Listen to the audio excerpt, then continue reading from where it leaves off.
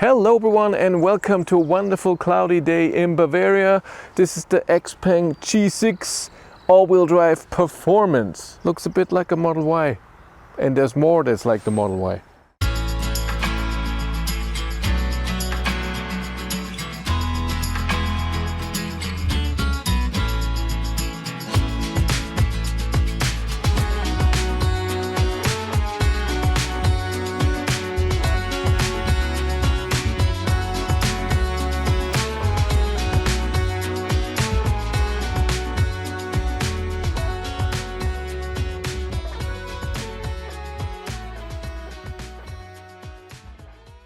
If your company has electric cars as company cars, of course you want your employee to charge at home. It's cheaper for you and it's easier for the employee. Tronity has a software solution for you to know how much you have to pay your employee for charging at home. With the Fleet Manager you manage your employees and your cars. Tronity connects to the cars and knows exactly when the car is charging at home and how much. And then you get an easy monthly bill for your employee. If you want to know more, there's a link in the description below.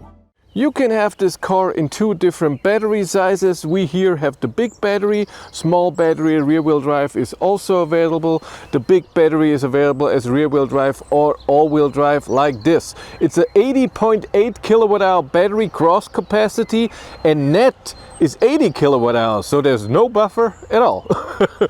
We have here all-wheel drive, 487 horsepower, 4.1 seconds from 0 to 100 kilometers an hour. 200 kilometers an hour is the top speed. WLTP range with this car is 510 kilometers. Charging can be done AC with 11 kilowatt and DC with a peak of 450 kilowatt. This is an 800 volt LFP battery. It's not exactly 800 volts, 600 something. The trunk is a good size, I like it. You can close it here. We have a second floor that has no space at all, but we have a 12 volt outlet here with 880 watt max, which is cool. The car also supports vehicle to load. So with the adapter at the charge port, you can get 3.3 kilowatt. We do not have a frunk. On the rear seats, we have an extra button for opening the door, window opening, of course.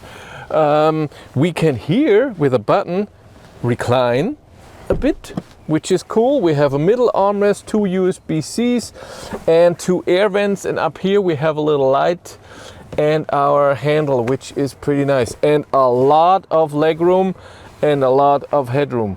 On the front seats I have my window opening, locking the rear windows all in the door. No light control. I have here the wiping control, which is nice. On the right my gear and to turn on cruise control. I have so much headroom, it's incredible. On the steering wheel I have buttons and two scroll wheels that all have a different function depending what you're doing. Adjusting the mirrors, for example, or adjusting your cockpit. But then it can also be just volume and changing your speed with cruise control, which is very cool. We have two wireless chargers here, two cup holders, a gigantic pocket, and down here another pocket with one USB-A and one USB-C. No glove box. Let's do a little overview. Like I said, the buttons on the steering wheel do something different depending on where you are. So of course in cruise control, speed and distance. Then we have a favorite button that can be on different things. I have it on the steering assist, so on off, which is cool. And then when you press long one of the sides, then you can adjust the view on your cockpit, and it's weird. When you scroll down, it goes up. And we have our drive, again I do it wrong, music, navigation, trip, then trip efficiency, and your tire pressure. And you can do the same thing on the right side as well. And then when you press right and left, you can have either your drive, so you can see your car like in the Tesla and the other cars, or the map in the middle. And then when you press again, it's gone. This is your setting. When you're not using cruise control and stuff like this, this is the temperature and the airflow, which is cool.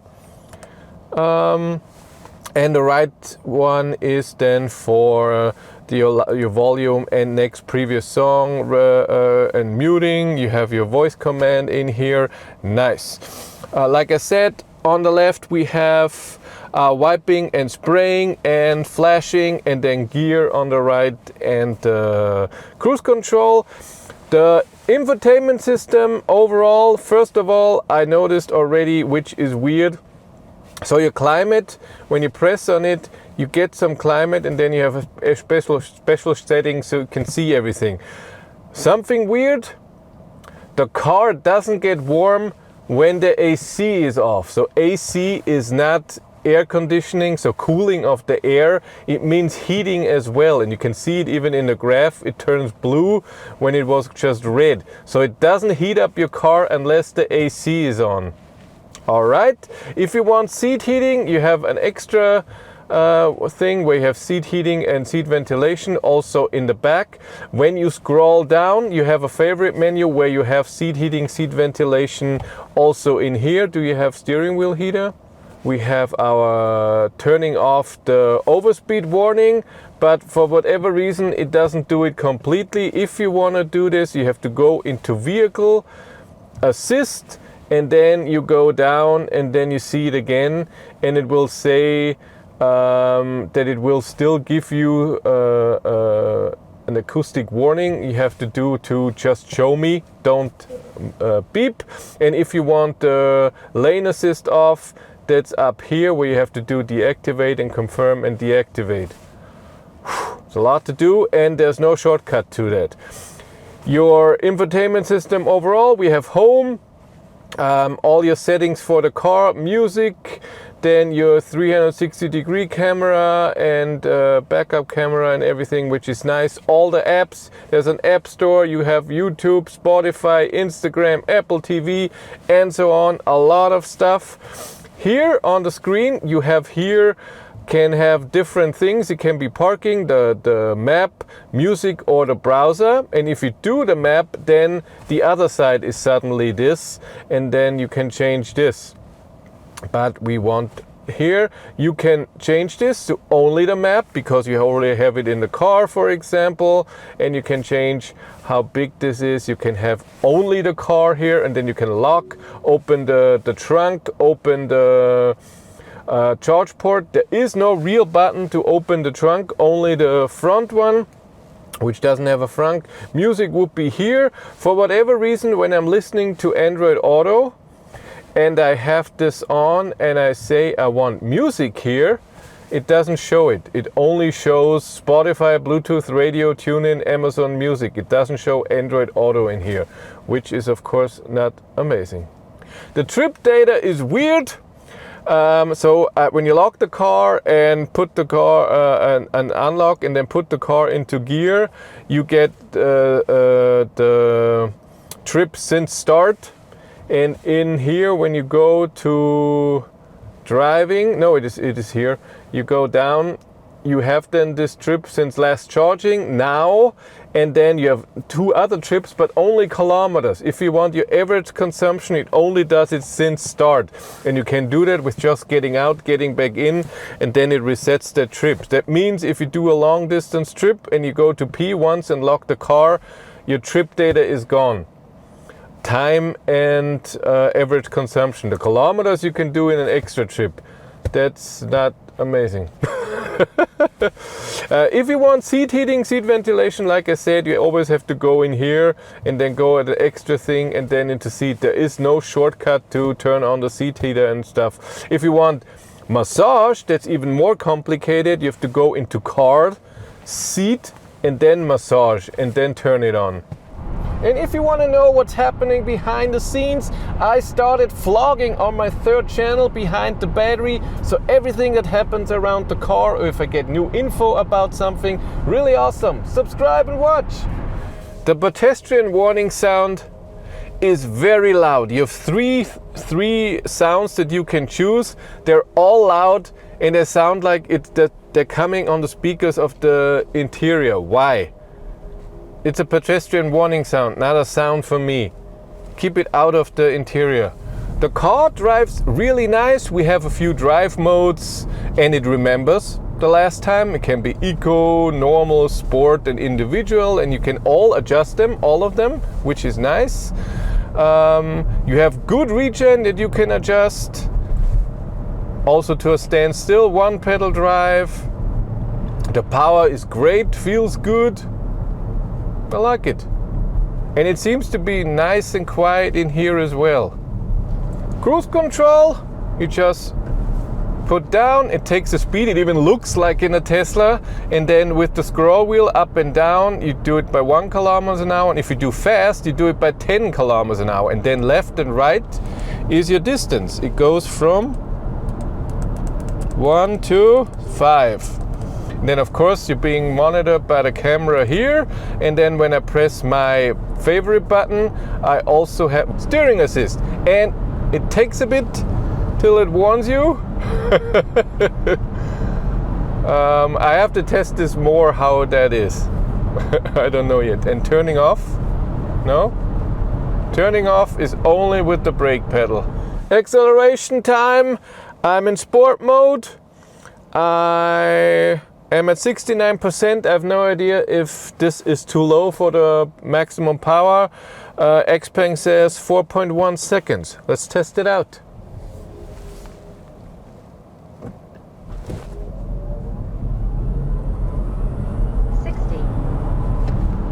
100.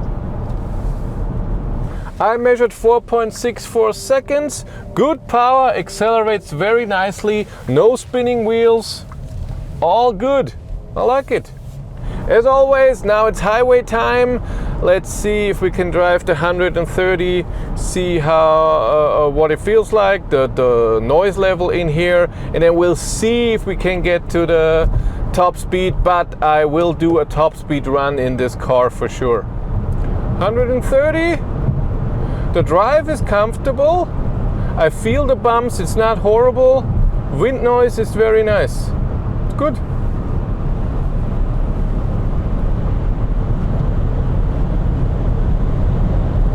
Sehr schwer.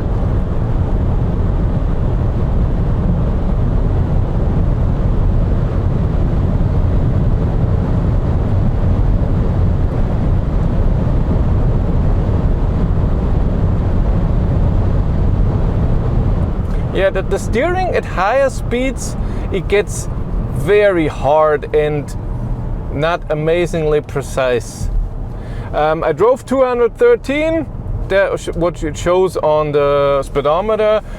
I think XPeng says 202 is the top speed, so I don't know how much it is off, but I can't believe it's 11 kilometers now that the speedometer is off to real speed.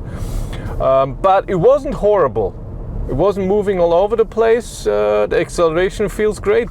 So of course I'm gonna do all the tests with this car, range test, charging test. I have to find, there is no charger that can do more than 400 kilowatt in the area. So we'll see about that. And I don't know if CCS standard goes above 500 amp. So we'll see, but I'm gonna do a charging test. I'm gonna do my range test, of course, long distance trip test, and my power drive. But the car seems to be okay. It has its quirks. I already seen when you're navigating somewhere, which is amazing, you can select the charging network it uses. It's cool, and it does the typical Chinese thing that a lot of Chinese car have. So MG, BYD and NIO had that too. So when you have to go off, it doesn't say 500 meter, 400 meter, it says 322, 296, weird numbers. I don't get that.